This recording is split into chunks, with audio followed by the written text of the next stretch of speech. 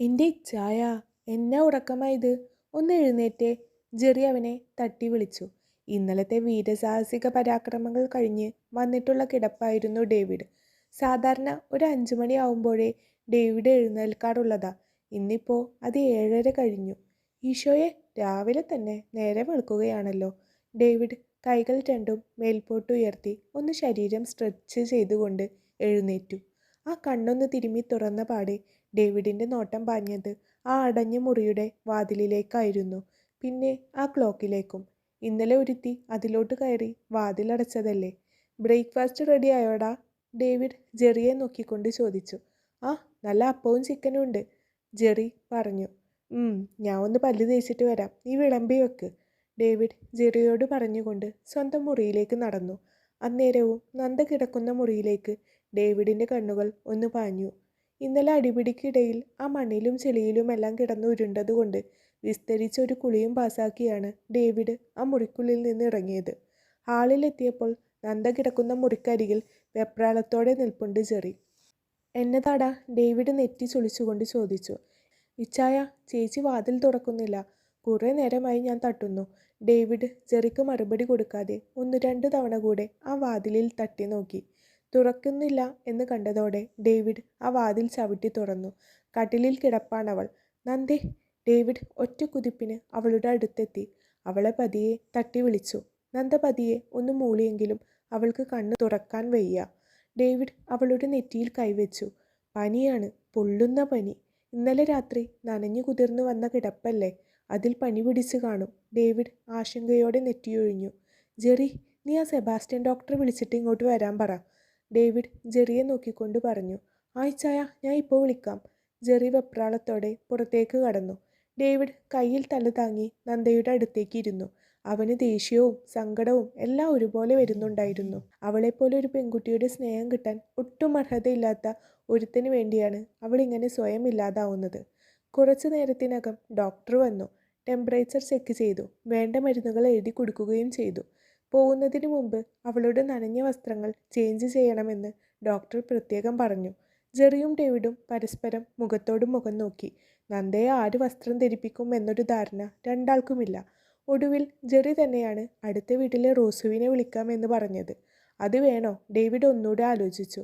റോസുവിനല്ലാതെ വേറെ ആരെ വിളിക്കാനെന്ന് ജെറി കൈമലർത്തി പറഞ്ഞപ്പോൾ റോസു എങ്കിൽ റോസു എന്നായി ഡേവിഡിന്. റോസു തൊട്ടാ പുറത്തുള്ള കൊച്ചാണ്.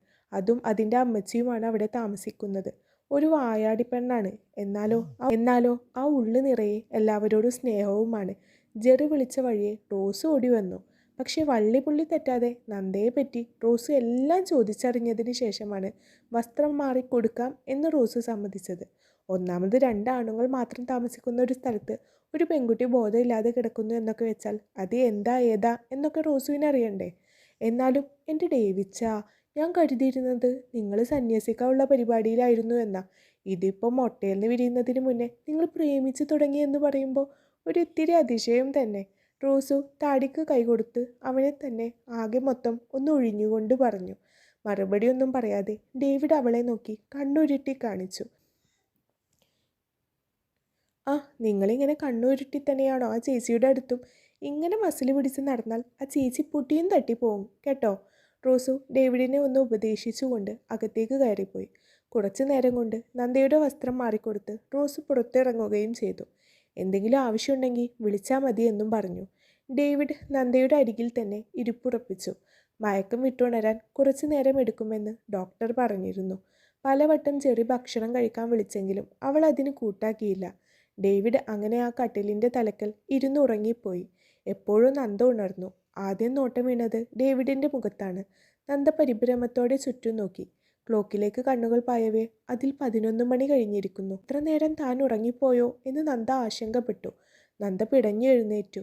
അവൾക്ക് ദേഹം വല്ലാതെ നോവുന്നുണ്ടായിരുന്നു. ഇന്നലെ കുറ്റിയിട്ട മുറി തുറന്ന് ഡേവിഡ് എങ്ങനെ അകത്ത് കയറിയെന്ന് നന്ദ ആശങ്കപ്പെട്ടു.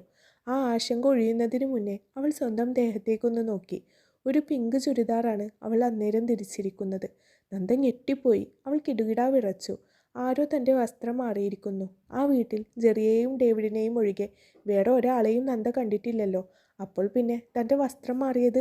നന്ദ പിന്നെയും ഭയത്തോടെ ഡേവിഡിനെ നോക്കി.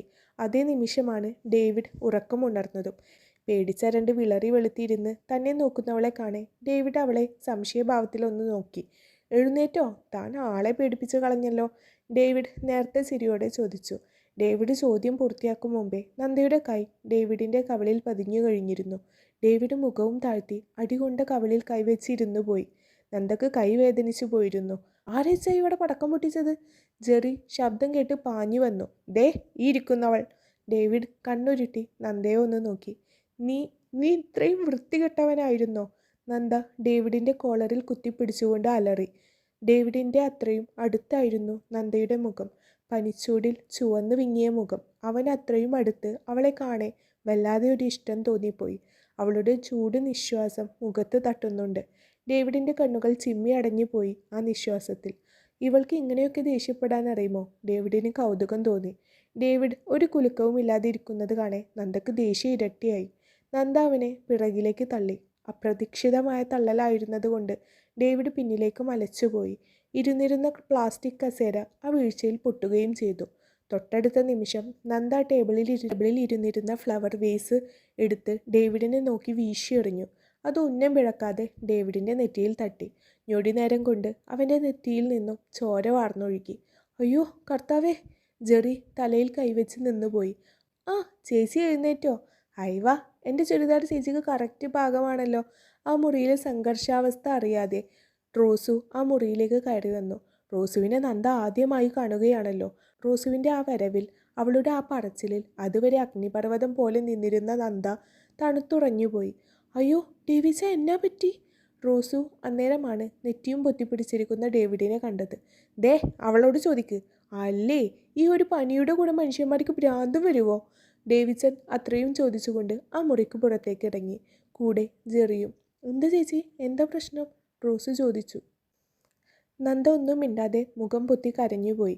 തൻ്റെ വസ്ത്രങ്ങൾ മാറ്റിയത് റോസു ആയിരിക്കുമെന്ന് അവൾ അതിനോടകം ഊഹിച്ചെടുത്തിരുന്നു. റോസു നന്ദയെ അവളുടെ പനിച്ചോട് പോലും വകവെക്കാതെ ഇറുക്കെ കെട്ടിപ്പിടിച്ചു. എന്നതാ ചേച്ചി, എന്നാത്തിനെ ഇങ്ങനെ കരയുന്നേ? ഇങ്ങനെ കരഞ്ഞ ദീനം കൂടും കേട്ടോ, റോസു നന്ദയെ ആശ്വസിപ്പിച്ചു. റോസുവിൻ്റെ ആ സംസാരവും രീതികളും എല്ലാം നന്ദക്ക് നന്നായി ബോധിച്ചു കഴിഞ്ഞിരുന്നു. ഏറെക്കാലം അറിയുന്ന ഒരാളെ പോലെയാണ് റോസു നന്ദയോട് പെരുമാറിയതും. അതുകൊണ്ട് തന്നെയായിരിക്കും ആ മുറി വിട്ടിറങ്ങുന്നതിന് മുന്നേ തൻ്റെ ജീവിതത്തിൽ ഇന്നലെ വരെ സംഭവിച്ച എല്ലാ കാര്യങ്ങളും നന്ദ വള്ളിപുള്ളി തെറ്റാതെ റോസുവിനോട് പറഞ്ഞതും. ചേച്ചി ഒരു മണ്ടി തന്നെ. നമ്മളെ വേണ്ടാത്തവരെങ്ങനെ സ്നേഹിച്ച് നടക്കുന്നത് അത്ര നല്ല ഏർപ്പാടൊന്നുമല്ല ചേച്ചി. അയാൾക്ക് ചേച്ചിയോട് ഒരു ഇത്തിരി ദയോ സ്നേഹം ഉണ്ടായിരുന്നെങ്കിൽ എപ്പോഴും അയാൾ ചേച്ചിയെ തേടി വന്നേനെ. ഒന്ന് ആലോചിച്ച് നോക്ക് ചേച്ചി. ആദ്യത്തെ ഭാര്യ മരിച്ചു പോകുമെന്ന് ഉറപ്പിച്ചിട്ടല്ലേ അങ്ങേര് നിങ്ങളെ വിവാഹം ചെയ്തത്. അപ്പോൾ ചേച്ചി മരണപ്പെട്ടാലും അയാൾക്കൊരു ചുക്കുമില്ല. അങ്ങനെ ഒരാളെ മനസ്സിൽ കൊണ്ട് നടക്കുന്ന ചേച്ചിയുടെ തലക്കകത്ത് പിണ്ണാക്കാണെന്നേ ഞാൻ പറയൂ. റോസു അവളെ ശകാരിച്ചു. നന്ദ ഒന്നും മിണ്ടാതെ തല താഴ്ത്തി ഇരുന്നു പോയി. റോസി ഈ പറഞ്ഞ കാര്യങ്ങളെല്ലാം നന്ദക്കും സ്വയം അറിയുന്നതാണ്. പക്ഷെ അഭിമന്യു എന്ന മനുഷ്യൻ അറിവ് വെക്കും മുമ്പേ നന്ദയുടെ ഉള്ളിൽ കയറി പറ്റിയതാണ്.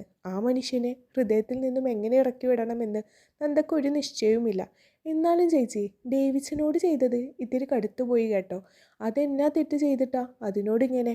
ഒരാൾ മരിക്കാൻ പോവാണെന്ന് കേൾക്കുമ്പോൾ നമ്മൾ കൈകെട്ടി നോക്കി നിൽക്കുവോ? മരിച്ചിട്ട് വരട്ടെ എന്നും പറഞ്ഞ് ഇല്ലല്ലോ. അത്രയല്ലേ ഡേവിച്ചനും ചെയ്തോളൂ. ശില്പ അവളെ ചെറുതായി ഒന്ന് ശാസിച്ചു. നന്ദക്കാകെ കുറ്റബോധമായി. ഇന്നലെ രാത്രി സ്വന്തം ജീവൻ പോലും പണയം വെച്ച് അവരുടെ കയ്യിൽ നിന്നും തന്നെ രക്ഷിച്ചവനാ. എന്നിട്ട് ആ മനുഷ്യനെ താൻ ഇന്ന് നേരം വെളുത്തപ്പോഴേക്കും കൈനീട്ടി അടിച്ചിരിക്കുന്നു. നന്ദയുടെ മിഴികൾ ആ മുറിക്ക് പുറത്തേക്ക് പാഞ്ഞു. ജീവിതത്തിൽ ആദ്യമായി നന്ദയുടെ മിഴികൾ ആ തെമ്മാടി ചെറുക്കനെ തേടി. ദേ ചായ, ചേച്ചിയോ റോസും വരുന്നുണ്ട്. കിട്ടിയ മുറിവും മാക്സിമം മുതലാക്കിയേക്കണം. ഒരു സെൻറ്റി ട്രാക്ക് പിടിച്ച് ലവ് ട്രാക്കിൽ കയറിയേക്കണം, ജെറി ഡേവിഡിനെ അങ്ങ് ഉപദേശിച്ചു. പക്ഷേ ഡേവിഡ് ഒന്നും മിണ്ടിയില്ല. ജീവിതത്തിൽ എന്തുണ്ടായാലും കുലുങ്ങാത്തവനാണ് ഡേവിഡ്. പക്ഷെ ആ മുറിവ് അവനെ കുറച്ചധികം വേദനിപ്പിച്ചിട്ടുണ്ട്. അതിനൊരു കാരണവുമുണ്ട്. നന്ദ തന്നെ തെറ്റിദ്ധരിച്ചല്ലോ എന്ന സങ്കടമാണ് ഡേവിഡിന്. തന്നെ ഒരു പെണ്ണുപിടിയനായിട്ടാണോ അവൾ കരുതിയിരിക്കുന്നതെന്ന ചിന്ത അവനെ വല്ലാതെ അലട്ടിക്കൊണ്ടിരിക്കുന്നുണ്ടായിരുന്നു. എന്നാലും എൻ്റെ ചേച്ചി, ഇത്രയും വേണ്ടായിരുന്നു. ഡേവിഡിൻ്റെ മുറിയിലേക്ക് കടക്കാൻ ഒരുങ്ങിയ നന്ദയെ നോക്കിക്കൊണ്ട് ജെറി എരുതിയിൽ എണ്ണയൊഴിച്ചു. നന്ദക്ക് സങ്കടം വന്നുപോയി. ജെറിയോടൊന്നും മിണ്ടാതെ അവൾ ആ മുറിക്കകത്തേക്ക് കയറി. തുറന്നിട്ട ജനലിലൂടെ പുറത്തേക്ക് നോക്കി നിൽപ്പാണ് ഒരുവൻ. നന്ദ ഒന്ന് മുരടനണക്കി. ഡേവിഡ് തിരിഞ്ഞു നോക്കിയില്ല. ഡേവിഡ്, നന്ദ പതിയെ അവനെ വിളിച്ചു. എന്നിട്ടും അവൻ തിരിഞ്ഞു നോക്കിയില്ല. അവൻ്റെ വിരിഞ്ഞ തോളിൽ അവൾ കൈവച്ച് തട്ടിയിട്ടും അവൻ മിണ്ടുകയോ തിരിഞ്ഞു നോക്കുകയോ ചെയ്തില്ല. ഡേവിഡിനിപ്പോൾ പ്രായം 15 അവൻ ആ പഴയ കൗമാരക്കാരനാണ്. അവൻ്റെ അളകനന്ദയോട് പിണക്കമാണ്. നന്ദക്കും അത് മനസ്സിലായി. നന്ദ ഒന്നും മിണ്ടാതെ അവൻ ജനൽക്കമ്പിൽ പിടിച്ചു നിൽക്കുന്ന ആ കൈകൾക്കിടയിലേക്ക് നൂണ്ടുകയറി. ഡേവിഡ് കണ്ണു മിഴിച്ച് അവളെ നോക്കിപ്പോയി. അത്രയും ചേർന്നാണ് നന്ദ നിൽക്കുന്നത്. അവൻ്റെ ഹൃദയം ശക്തമായി മിടിച്ചുകൊണ്ടിരുന്നു. പക്ഷേ അന്നേരവും നന്ദയുടെ നോട്ടം അവൻ്റെ മുഖത്തേക്കാണ്. ആ നെറ്റിയിൽ ചെറുതല്ലാത്ത ഒരു മുറിവുണ്ട്. അതിൽ നിന്നും ഇപ്പോഴും രക്തം പൊടിയുന്നുണ്ട്. നന്ദ തൻ്റെ ഷോൾ കൊണ്ട് ആ മുറിവിൽ പതിയെ തൊട്ടു. ആ മുറിവ് പതിയെ തുടച്ചു കൊടുത്തു. സോറി. കണ്ണു നിറച്ചുകൊണ്ട് അവൾ ഡേവിഡിനെ നോക്കി പറഞ്ഞു. ഒരു സോറി പറഞ്ഞാൽ ഉണ്ടായ മുറിവ് ഉണങ്ങുമോ? ഡേവിഡ് ചോദിച്ചു. ഞാൻ പിന്നെ എന്താ ചെയ്യേണ്ടത്? നന്ദ പതിയെ ചോദിച്ചു. അളകനന്ദ ഒരു പാട്ട് പാടണം, പറ്റുമോ? ഡേവിഡ് തിരിച്ചു ചോദിച്ചു. കാറ്റുപോലെ, അത്രയും സൗമ്യമായി. നന്ദ അവനെ ആദ്യമായി കാണുന്ന പോലെ നോക്കി. ഏത് പാട്ട്? അവൻ്റെ കണ്ണിൽ നിന്നും ഒട്ടും നോട്ടം മാറ്റാതെ നന്ദ വിറക്കുന്ന ശബ്ദത്തോടെ ചോദിച്ചു. ആരുമില്ലാതെയുള്ളൊരു യാത്രയിൽ തോരാത്ത കണ്ണുനീർ കൂട്ടിനുണ്ട്. പിന്നിൽ വിളിക്കുന്ന ഓർമ്മതൻ കൈകളിൽ പൊന്നോമന തിങ്കൾ പൂവുമുണ്ട്. ഇനിയൊരു ജന്മമുണ്ടെങ്കിൽ നമുക്കിനി ഒരുമിച്ച് ചേരണം പൂങ്കാറ്റ്. ഡേവിഡ് പതിയെ ആ വരികൾ പാടി. നന്ദയുടെ ഉള്ളിൽ നിന്നും ആ പഴയ കൗമാരക്കാരി ചാടിപ്പിടഞ്ഞെഴുന്നേറ്റു. അവൾ അത്ഭുതത്തോടെ ഡേവിഡിനെ നോക്കി. നിനക്കെങ്ങനെ അതിനെപ്പറ്റി അറിയാം? നന്ദ വിതുമ്പിക്കൊണ്ട് ചോദിച്ചു. ഡേവിഡ് ഒന്നും മിണ്ടാതെ പതിയെ ചിരിച്ചു. ആ പഴയ തെമ്മാടി ചെറുക്കൻ്റെ ചിരി. തുടരും സൂര്യകാന്തി. പിന്നെ ആരും പോലെ എല്ലാവരും വീഡിയോ ഒന്ന് ലൈക്ക് ചെയ്തേക്കണേ. പാവല്ലേ ഞാൻ.